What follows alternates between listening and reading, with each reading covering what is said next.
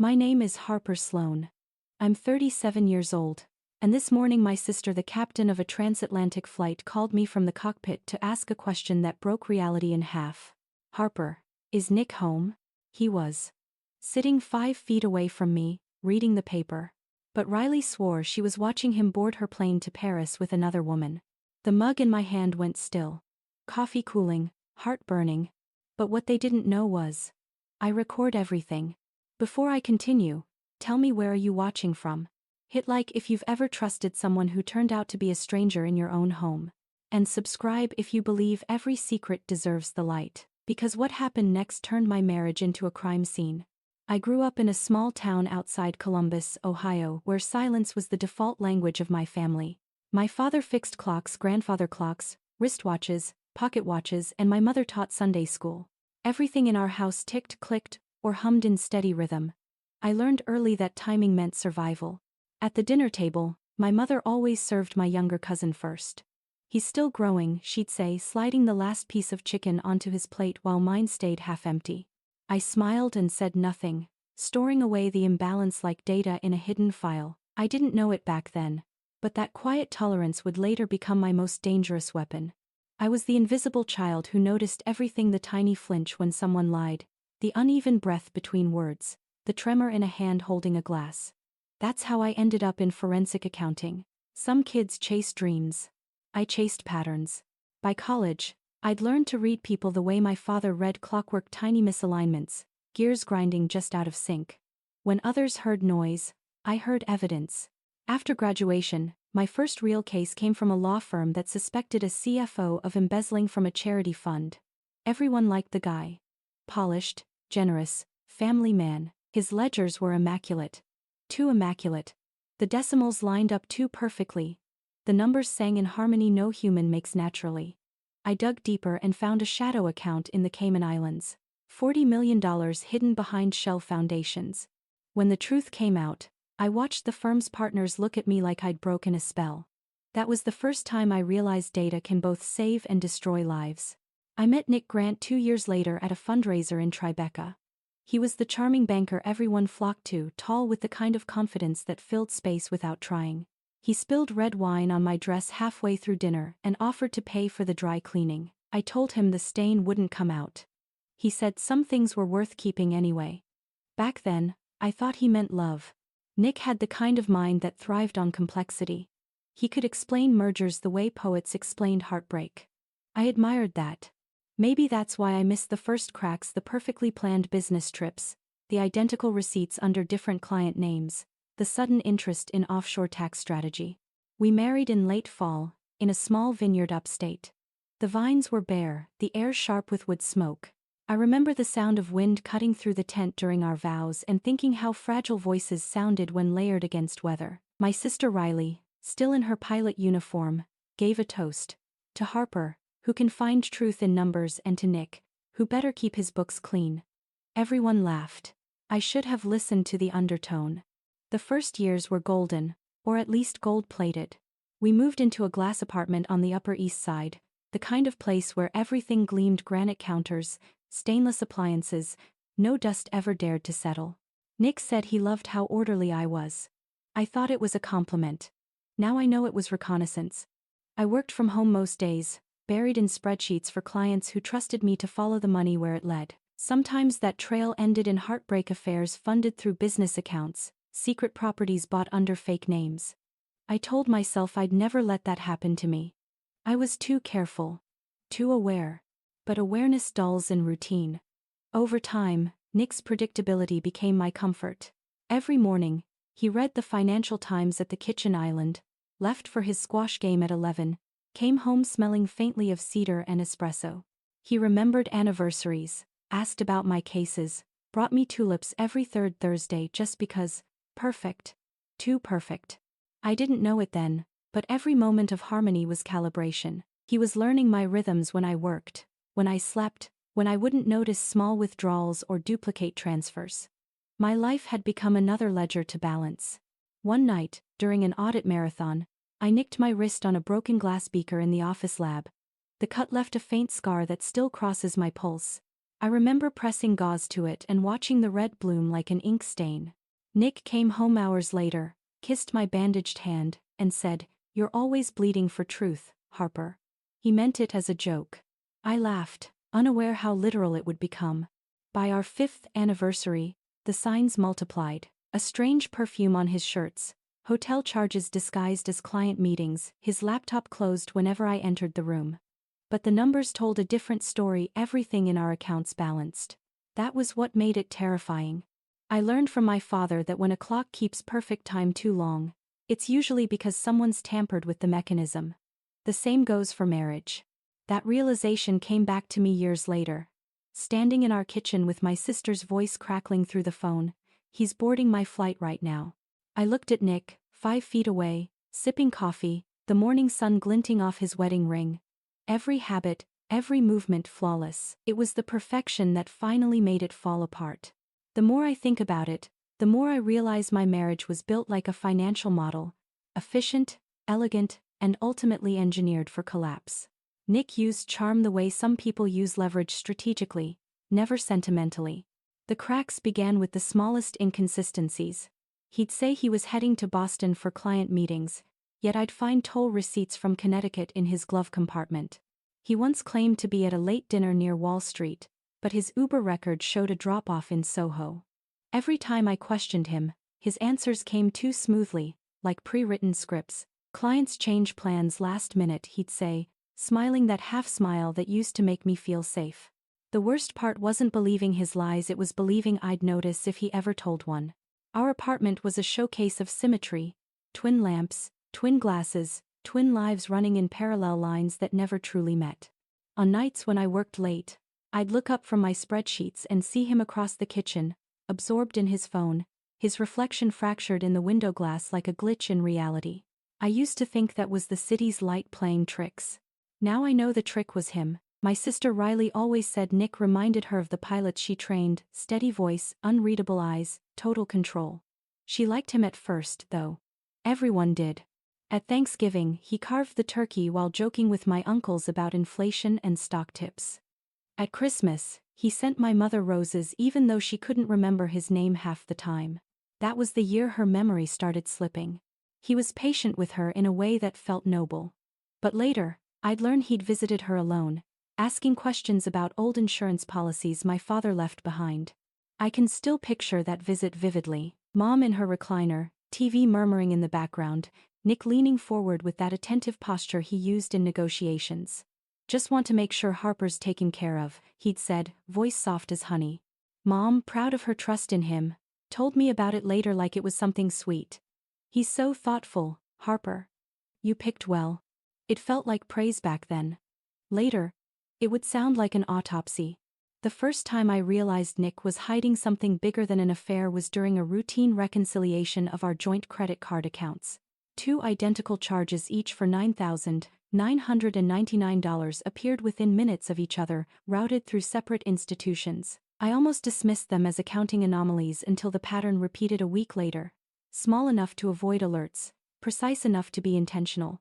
My profession trained me to question patterns like that, but my marriage trained me to look away. Then came the night of the Boston conference. He left on a Thursday morning with a garment bag and his usual efficiency. The next day, Riley sent me a photo from her flight log at Logan Airport. Nick listed as a passenger on a flight to Zurich, not Boston. I texted him out of instinct, "Hope the conference is going well." His reply came instantly, "Just wrapped up. See you Sunday." It was so normal it made me dizzy. That weekend I barely slept. I searched his emails, his laptop, nothing. Every file encrypted, every schedule synced to cloud systems I couldn't access. And still, the apartment was spotless. Too spotless. I started noticing how methodical he'd been with his environment. Passwords written nowhere, browser history wiped nightly, even the home Wi-Fi logs set to auto-delete every 24 hours. My husband hadn't just cheated, he'd engineered privacy like a fortress. When he returned Sunday night, he brought me chocolates from Switzerland. He laughed when I teased him about Boston chocolates. His answer was quick, charming. "A client flew back early. Picked these up for you."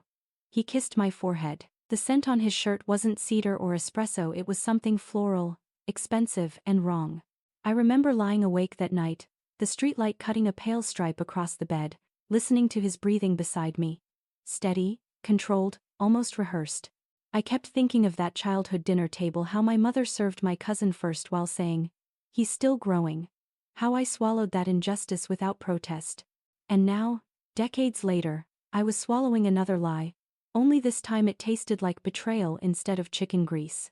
The next morning, I went for a run in Central Park just to feel the cold bite of winter air in my lungs. I needed something real, something that didn't lie back.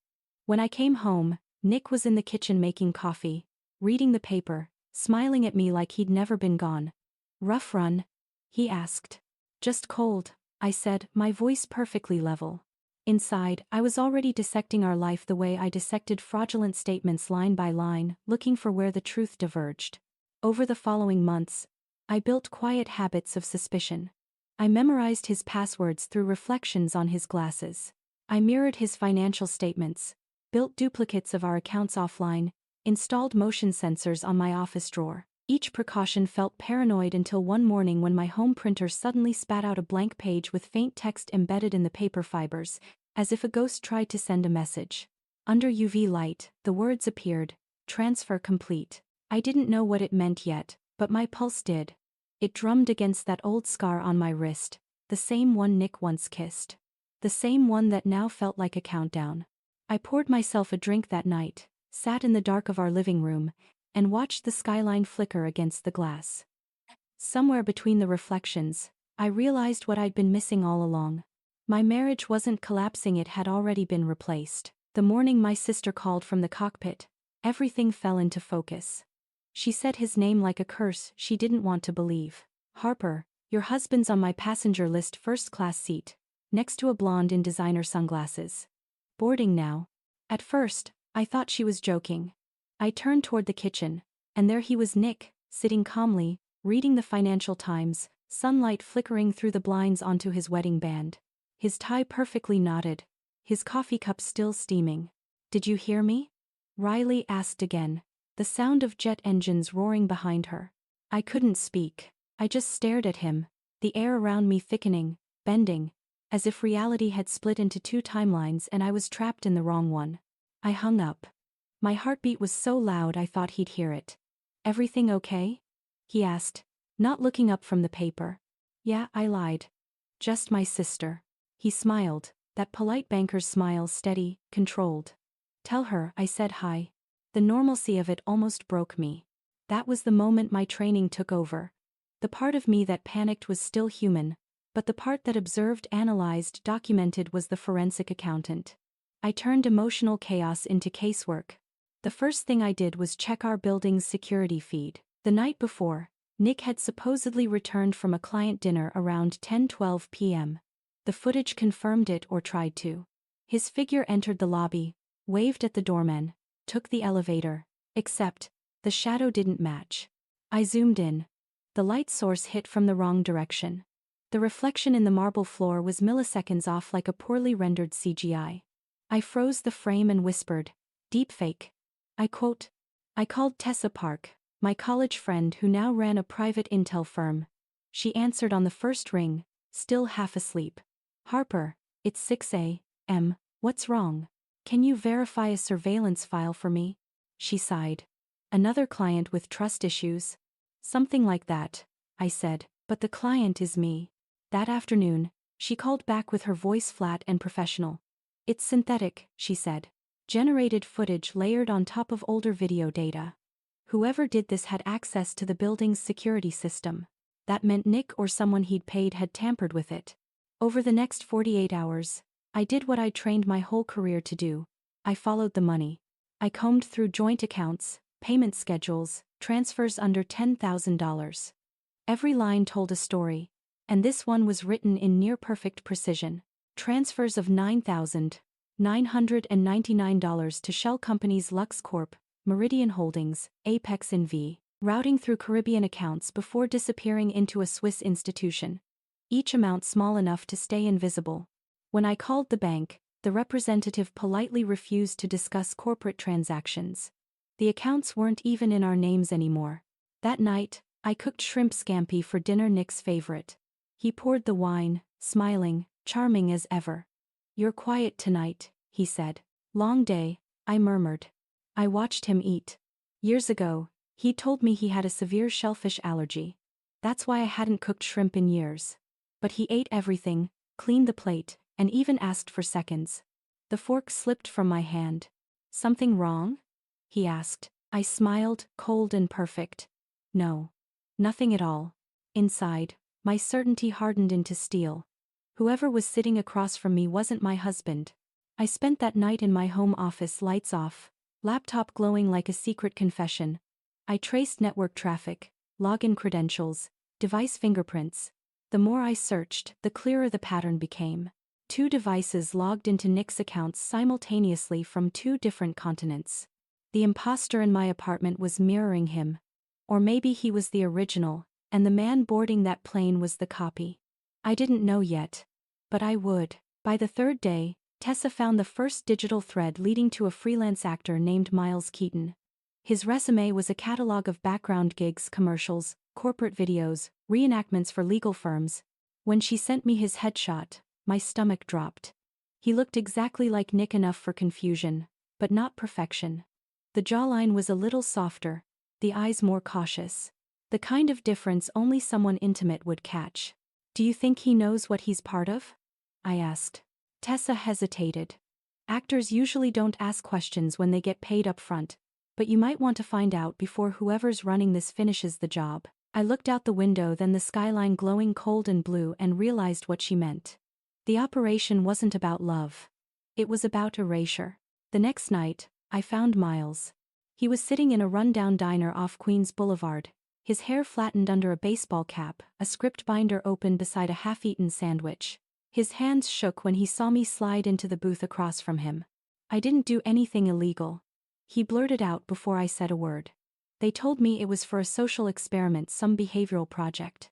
"Who's they?" I asked. He hesitated, eyes darting to the window. "Nick Grant. Said he worked in finance. Paid me in cash. Up front." I thought it was weird, but I've done weirder gigs. I watched his reflection tremble in the diner glass, neon lights bleeding over his features. "What exactly did you do?" He opened his binder, and my stomach turned. Inside was a collection of notes, my notes. Phrases like, "She stirs coffee counterclockwise. Calls her sister on Sundays.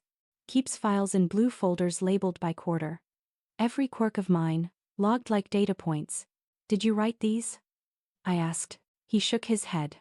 "No, they gave it to me. Said I had to study it for the role. I was supposed to keep the illusion going for 3 months until the transfer cleared." "Transfer of what?" He didn't answer. Instead, he slid a key across the table. "Storage unit 447.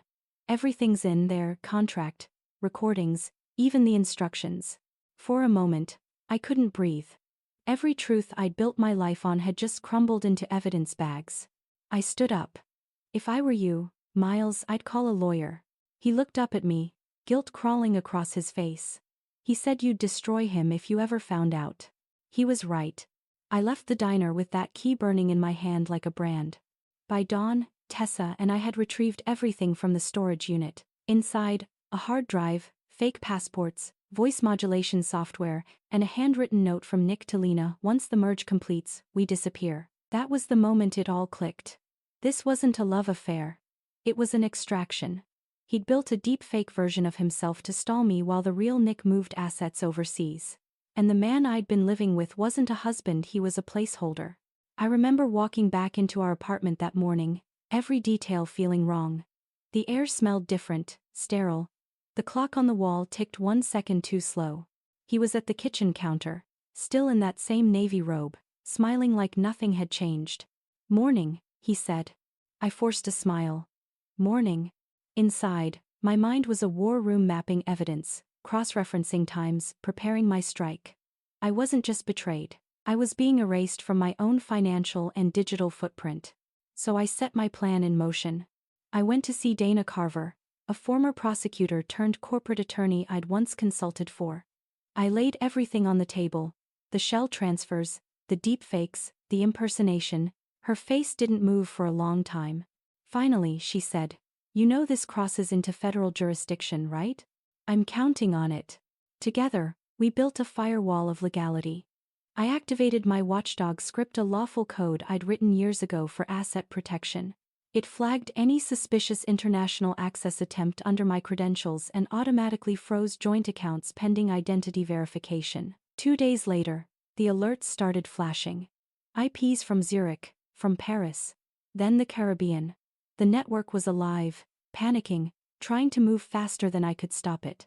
Nick, or whoever was behind his credentials, was running out of time. That night, I hosted what I called our anniversary dinner. Just the two of us, candles, steak, wine. He toasted to us, eyes steady, the picture of affection. To the life we built, he said. I lifted my glass. And to the truth we live in. He didn't notice the subtle phrasing. He never did. When he went to bed, I stayed up in the dark, watching the reflection of my own face in the window. It flickered between shadow and glass, real and unreal. Somewhere in the distance, a siren wailed, a sound I'd soon hear up close. By then, I had every thread pulled tight, every document duplicated, every motion filed. I wasn't just going to expose him. I was going to make him watch his entire empire collapse under the weight of its own precision. And when the time came, I'd do it with a calm voice and a steady hand. Because justice, when properly built, doesn't shout. It simply arrives on time. Tuesday morning dawned pale and sharp, the kind of light that made glass look like water.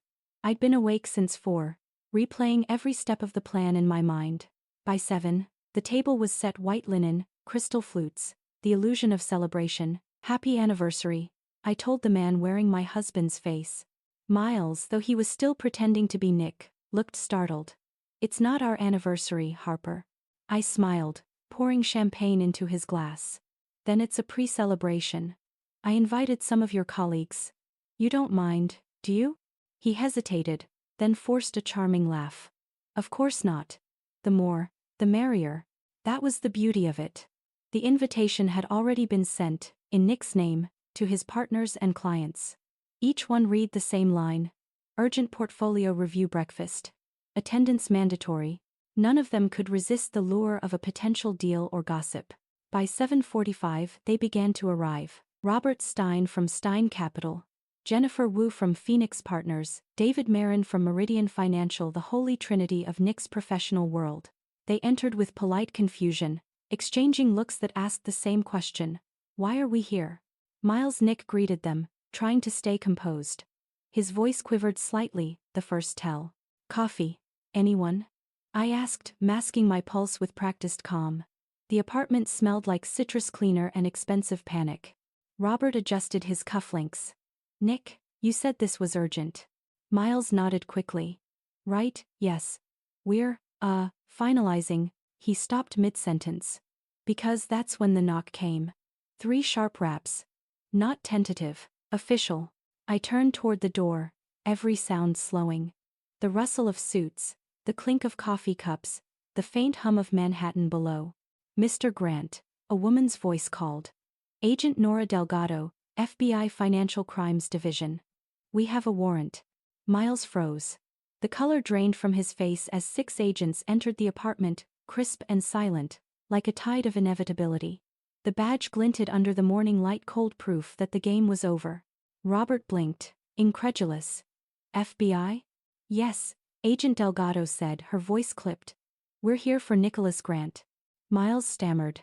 I'm. But I stepped forward, calm as glass. He's not Nicholas Grant. His name is Miles Keaton. You'll find the real Nick Grant boarding a flight to Zurich under an alias. The room exploded in whispers. I could almost taste their disbelief, bitter, electric. Agent Delgado nodded once to her team. We have confirmation. Proceed.